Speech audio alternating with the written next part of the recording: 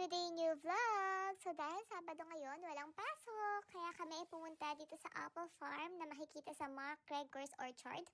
At napakalawak guys na kanilang lugar o na kanilang taniman ng apple. Grabe, ikaw na lang yung malulula.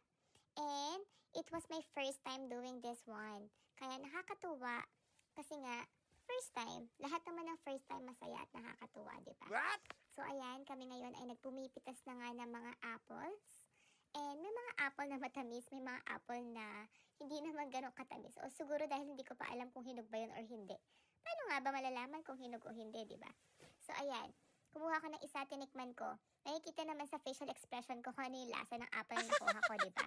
So ayan, kuha lang na kuha. At kailangan namin punuin guys, yung isang plastic. And yung isang plastic, it cost $20. At kung i-convert mo yun sa peso, kayo nang bahala. Which is okay na rin, mura na rin compared din sa Philippines. Kasi diba sa Philippines, kapag tayo kumukuha ng mga strawberries, parang nasa 400 yata yung basket. At kailangan nun, isang tao lang yung makakapasok dun sa strawberry farm, diba? So ito, yung binayad kong $20, 5 na kaming nakapasok, diba? So, kaya ayan naman, sulit na rin. At dahil habang kumukuha kayo, namimitas kayo, pwede nyo na rin kainin yung mga kinukuha nyo. So, diba? Sulit na siya.